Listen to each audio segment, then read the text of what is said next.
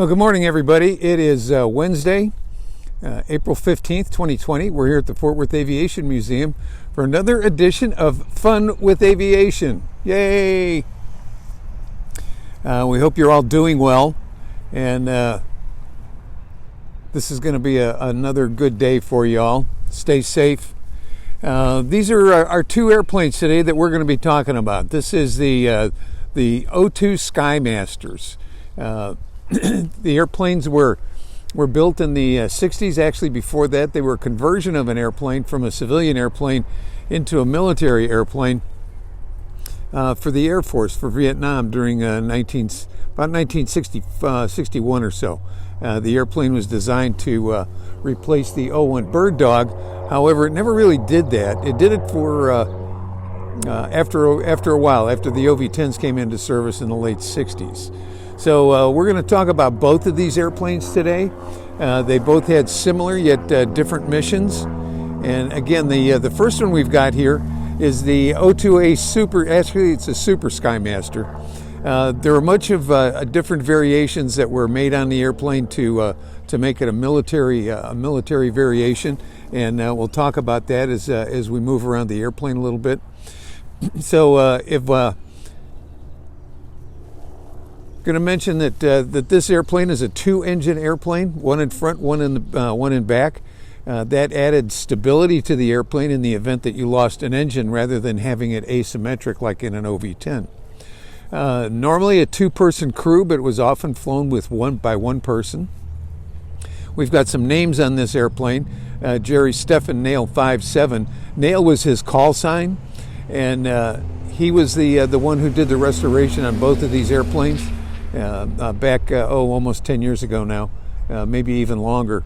They have been updated since then and repainted a couple of times. But here's some of the big variations. If we look under the wing, there were racks, bomb racks, we refer to them as, that were put on the airplanes so that you could hang ordnance on the outside of the airplane. That was the biggest thing. Morning, James. That was the biggest difference on this airplane, is that they added the bomb racks, and we'll talk about some of the externals. But normally, what the externals would do is they would allow you to hang rockets and other things on the outside of the airplane. I've got a new gimbal today. I hope it's going to be a little steadier, but it's brand new, and so at any rate, we may have some issues here with it. We'll see. We'll see what it seems to have a mind of its own here a little bit, which I guess is part of the idea. So two wing racks, or two stations on the outside and on the inside. You'll notice this little fence, and it's right outside the landing light. This is the landing light on the wing, and that little fence there is to keep the reflection from going in the cockpit into the pilot's eyes. Here's a pitot-static tube. We've seen that on virtually everything, and we got another little device here that we haven't talked about much. And right here, you'll see it's got a little flipper, and that little flipper just flips along, and that's a stall warning indicator. If you start to lose the even flow of the air across the wing, that will start to vibrate, and it sets off a clacker in the airplane, so that you know that you're getting close to stall speed on the airplane. You may have noticed a little cricket up there in the front of the airplane. The cricket is emblematic of Cricket Facts. That was just their little symbol. A lot of the different forward air control units had different types of call signs. There were crickets, there were ravens, there were hostages. That's a Marine Corps one. There clip clop, nail. Let's see, rustic, covey. There were lots and lots of different ones. So this airplane is an actual O-2. This one did serve in Vietnam. It was originally went to Vietnam and went to Bien Hoa with the 20th TAS. It also served with, or O-2s also served with 19th and the 23rd, and also with the rustics. This particular airplane, we believe, was with the 19th and the 20th. Not exactly sure about the history on it. After the war, it served with Air National Guard units around the country. and so a number of different Air National Guard units. And when it finished the military service, it went into service with Highway Patrol. Twin tails, not like the OV-10. There's an OV-10 that's just down the road there a little bit. But twin tails, and so initially when when the OV-10s came into service, they were mistaken as being O-2s, but as opposed to the O-2s not being able to shoot back, really the OV-10s could. It's about 29 feet long, about 38 feet wingspan, and it stands about 9 feet tall. There are a couple of these here in the local area that you may see at air shows and things like that. There's a gray one that operates out of, I believe it's the Kavanaugh Flight Museum in Addison, and then Karen Brinkley has a black one that she flies around here quite often. Really nice restoration on that one. Beautiful airplane. And these airplanes are referred to as ducks. It was the Oscar Deuce, and got the moniker of the duck. Here's something we don't often show, but here's a couple little panels right here, and those are called gust locks. They're not just used here at the museum; they're used on actual airplanes also. And the intent is that these are going to hold the control surfaces in the event that there's inclement weather or windy weather and that kind of thing, so that the control surfaces don't just bang around. Now, a couple of things I want you to notice, because there are going to be some differences when we get over to the night airplane. There's a little tail light so you can see where you're in the back of the airplane. There's a wingtip light that we didn't show. Up here in the top, you will see a red light, a red beacon. Okay, and that's an anti-crash light. Let's see. Okay, that's an anti-crash light or anti-collision light, so that you can see that in the daytime sometimes and the nighttime. There's another tail light, and it will have another light over here on this wingtip. It's always red on the left or on the port side, and it's green on the starboard side. Although we don't have good covers on them at this point. So here's another landing light with the fence, as you can see, and here's a little detail on the racks. So it can carry a load of 350 pounds. These are not big bomb racks, big heavy ones like we saw on the A7 and on the F-105. In fact, they're not even as big and heavy as the ones on the OV-10. Now, we do have the cockpit on this one has been restored. It's been a few years ago, but it's still been restored, and we still got it. My gimbal's not. Oops. Sorry about that. It decided to, like I said, it's kind of got a little bit of a mind of its own here right here today. So here's the cockpit. This is the office, so to speak, on the airplane. There's normally we've got a C-130 going overhead right now. We'll just wait a second.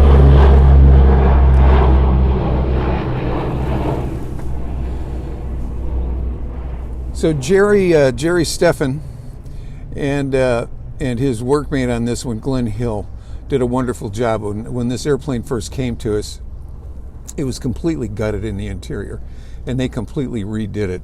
You can see it's got controls for two pilots. Normally the pilot sat on the left side, and there would be an observer on the right-hand side. You can see we've got a gun sight here, although that's not used for guns so much as it is for delivering rockets.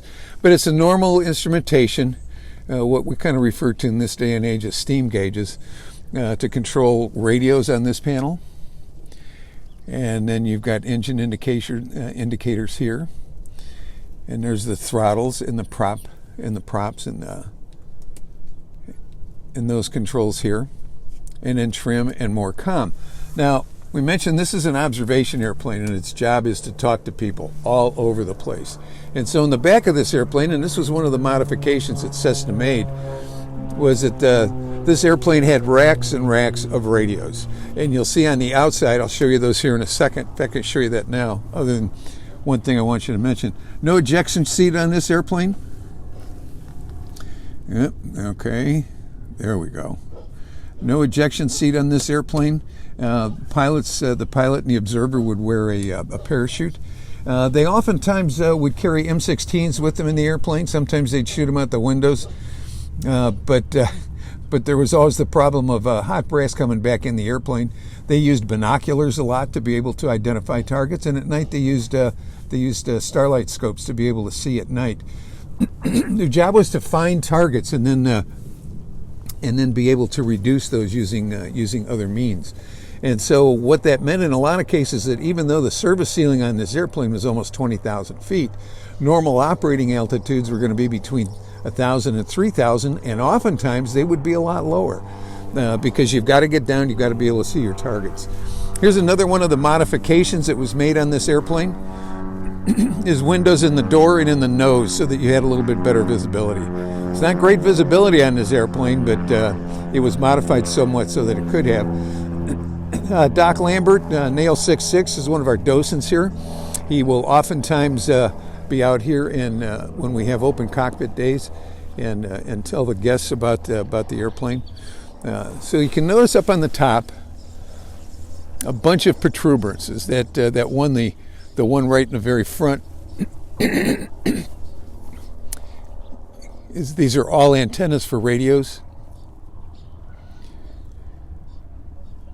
All kinds of different radios: UHF, VHF, FM radios, high freq radios. You had the ability to be able to talk to all kinds of people all over the world with these airplanes. And we've got Deborah Mayer's talking about the 2.75-inch Willie Peets. We're going to talk about those with the black airplane and the Lao 68 rocket launchers and the flares. Going to talk about that in just a little bit, but there's a little cricket fact, or a little cricket. So we're going to go over here now and we're going to talk about the black airplane. This airplane, the black one, is one of the first stealth airplanes that the Air Force had. Believe that or not, one of the first ones. Now, you might have remembered from World War II and even Korea that they would paint airplanes black as night fighters. And that's essentially the same thing here, although there were other modifications made to this airplane that I'm going to show you and see. How can we get some advance notice of these live broadcasts? We're putting them out on Facebook and announcing them. They're every Wednesday at noon and every Saturday at noon. So that's where we're putting this out, is on the social media about this stuff. And so we're glad to have you here for this. This airplane is interesting because this is technically it's not a real O-2, as opposed to the gray one, which we know had a military history. This is an airplane that we refer to as our Frankenstein, because we put this one together from parts of about 5 different aircraft. Now, what we did, though, is we did this as a representation of an airplane that's really very famous within the Air Force community. And it is called the Cootie J. There goes the 130 again. So again, you can see our little cricket fact up there, and underneath it says Cootie J. And so we also see that the crew is Don Brown and Pat Sweeney. Well, Don's wife was named Judy, and Pat Brown's wife was named Kay. So they transpositioned the first 2 letters and called it the Cootie J. Kill marks. You don't see those on Air Force airplanes very much, especially during Vietnam, because the Air Force didn't like them. But these guys operated kind of out of the way, and this is what they accomplished over a period of about 6 months. Trucks, and that's all about the Ho Chi Minh Trail and operating the trail. And the other one are anti-aircraft guns. Now, this doesn't mean that this airplane killed them, but what it does mean is that this airplane found them and controlled air on those targets. Now, we talked about the rocket launchers, 2.75-inch rockets. These are replicas, but these airplanes, day or night, could carry as many as 4 of these. At night, they didn't normally do that because they were also going to be carrying either parachute flares or log flares. And I'll tell you what those are all about. But the warheads on these were white phosphorus warheads. So that what that would do is when the rocket hits the ground, you get a big burst of smoke that you can see from a long way off. And the forward air controller in the airplane would then be able to direct other aircraft, if he's controlling aircraft, to where they need to be. If he's controlling artillery, it's different. Then you're not putting a mark on the ground. You're giving coordinates off of a map to an artillery battery, and then they are going ahead from there and firing rounds. You fire rounds to see whether they're on target or not, and then the forward air controller or an artillery officer, if you had one on the airplane, would adjust the fire until the fire was on target. So in the OV-10, we also shot boats. I don't mean shot at them, but we would control naval gunfire on the boats. And as opposed to artillery, where you're telling people left or right, long or short, when you're shooting naval gunfire, you would also be able to tell them up or down, because they actually have the ability on the boat to raise the guns up and down.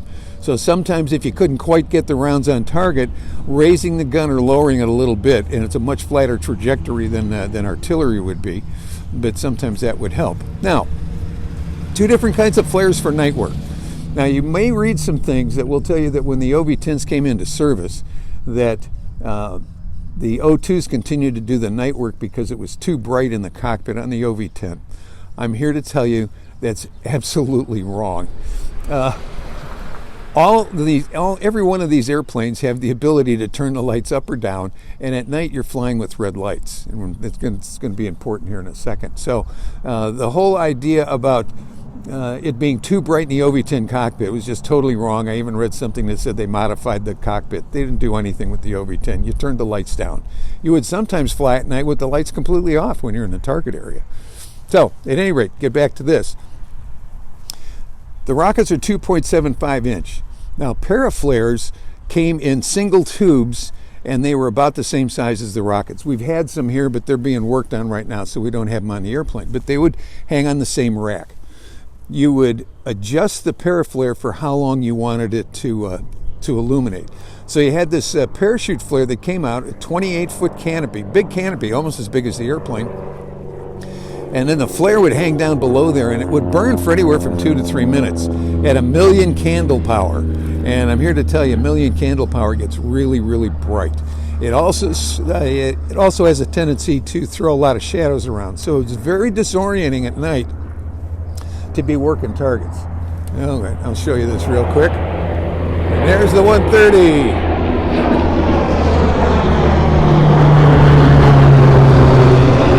So at any rate, back to the flares. The flares had come out, they'd hang, but when they would burn out, they were supposed to burn out the cords on the parachute, and the parachute was supposed to go ahead and descend to the ground. It didn't always happen. So it became very dangerous around the targets at night, because you'd be running in, and you may see the shadows of, or in some cases, people would run into the parachutes that were gliding down to the ground. Okay, so problem with the big flares is it killed your night vision. You've got rods and cones in your eyes, and at night, your vision uses rhodopsin. Well, bright lights kill the rhodopsin, and it gives you kind of blindness. And so that's why in airplanes you have red lights in the cockpit, because the red lights do not absorb the rhodopsin. So you can have red lights in the cockpit. It does not affect your night vision. Now, we used another flare also, and it was called a log flare. It was about the size of a 1 foot long 4x4. Let's just put it about at that size. No parachute, nothing. You would drop the log flare off of the airplane, and it would go down and it would hit the ground, and it would burn for 30 minutes. The intent was, normally they would drop these out, and we would put the log flares at the beginning of the run-in line and down where the target was, so that the planes would know that the target was between the log flares on the ground. You're talking about nighttime and it's dark, and this is all you see are 2 spots of light on the ground. Sometimes we would do it with one, but there's a problem with this thing, and after a while they kind of outlawed them because they're very, very dangerous. There's a thing called autokinesis, and here's the science part of today's discussion. Autokinesis, and you can all do this tonight. Do it tonight. Go outside, look at a star, find a planet, and stare at it. And autokinesis is that what starts to happen is that your eye is going to move to keep that object in focus. But what do we have? We've got rhodopsin. When the rhodopsin gets absorbed, the eye moves to another set of cones. So what's happening is that as you watch a single point of light, and do this with a star tonight. The moon doesn't work so much, it's too big. But find a star, find a planet, and stare at it for a little while, and you're going to swear that that thing is moving around, because it will start to look like it's jittering around. That's just your eye changing focus on that point of light as the rhodopsin is being used up. Well, the same thing would happen with the pilots. They're looking at two spots of light on the ground, and they're staring at them as they're flying around in their pattern. They're staring at them as they're in their dive, and the problem becomes is they start to see that light moving around, so they start moving the airplane when in fact the light's not moving at all. So there were a lot of collisions with the ground because of that, and so they were outlawed because of that issue. Okay, so now, here's a real good example right here. You'll notice the wingtip light on the right. All you see is the crystal, but what do we see on the left? This is stealth technology here. This is stealth technology, excuse me, at its finest. So what did they do with the light here? Simple. They put a little box around it so that you can't see the light from the ground. You can see it from up above, but that's not where the enemy is. In fact, you want the other airplanes to be able to see you on the ground or from above. So we had these little reflectors on the airplane so that you could not see the lights from the ground. So what else do we have? Well, remember we pointed out the anti-collision light here on the gray airplane. So we're going to look over here. I'm not sure I've got this new gimbal all figured out yet, but I will by maybe Saturday. We'll see. What do you see on the tail on the other airplane? Yeah. See a little cup. Looks like a little cup or a little funnel. That's another guard for the anti-collision light. So you can't see it from the ground when it's going off. You can see it. You can see it from above, and that's fine. Although normally, when you were out tactical, you would turn your anti-collision lights off anyway because it becomes very distracting to see a flashing light. Otherwise, this airplane is the same. Hang on here a second.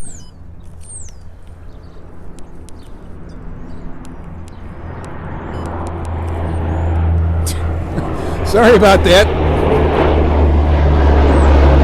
Otherwise, this airplane is the same as the gray one. Like I said, at night though, they would use starlight scopes in a lot of cases.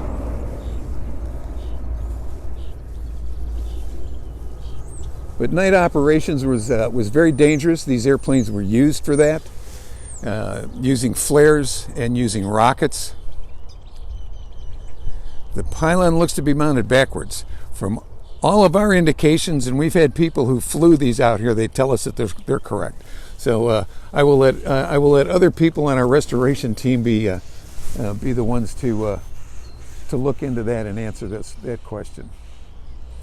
Let's see. I haven't been watching the notes too much. If anybody had questions that I haven't answered, if you want to go ahead and bring those up again. This airplane, the interior is essentially vacant. That's why we have the windows covered over. The O-2s were not only flown by the Air Force lent some of them out to the Army, so the Army flew them. There were about 500 or so of these that were built. The Air Force and the Army both lost, I believe it was about 150 to 175 of them over in Southeast Asia. Dangerous job, low and slow. Sometimes you had to get down real low and real slow. And so in addition to the United States Air Force, the Navy used them for a while to when the pilots would go out to the ranges to practice their bombing missions. The Navy used, I think it was 6 O-2s to be essentially forward air controllers or range control out on the targets. Today, the California Department of Forestry, or CAL FIRE, flies some of these in addition to the OV-10s. They use them as lead-in airplanes, which are essentially a forward air control airplane for fire. Let's see, and we've got a couple of other countries that flew them. One of them was Botswana, and I'm not certain what the other one was. It Portugal? Not exactly sure, but mostly they were flown here, and they continued to fly throughout the war and well after that. So the OV-10 and the O-2 replaced the O-1, but the O-2s were never completely replaced. Let's see. Okay, I'm not seeing any other questions, and we're running up here on about 25 minutes. So I'm going to just let you know again, we do these every Wednesday and every Saturday at noon. I'll pick different airplanes. If the weather is good this Saturday, we're going to do the F-111, the Aardvark. And if the weather doesn't hold, we will do some kind of an indoor game. We presently have on our Facebook page, we have a model airplane contest going on. If you've made models of any of the airplanes out here in the petting zoo, you are welcome to send in up to 3 pictures, and we will judge those at the end of the month. We've had some coloring contests and photo contests, and if you like the videos, there's a lot more of these online for you. You can go to our YouTube channel under the Fort Worth Aviation Museum, and you will find a lot of videos there. A lot on the airplanes, and a lot of them also on what's going on inside the museum. So with that in mind, please be safe, keep your distance, wash your hands, clean your plate, and do all of those good things so that we can get through this all together. And once again, if you've enjoyed this and you'd like to throw a buck or two into our little donation jar, it's right up there at the buttons up at the top of the screen. So with that in mind, unless we don't have any other questions, let's see. Oh, yeah. You can download coloring pages, and you can download paper airplanes off of our website. If you go to fortworthaviationmuseum.com and go under the aviation resources link, you'll find a lot of things there. You'll find paper airplanes, you'll find some STEM projects, and you'll find coloring pages for the younger folks, although we've had some adults who've had some fun with those too. So at any rate, thanks again for tuning in today. Hope you have a good rest of the week, and I hope you come back on Saturday to see us. Thanks, folks.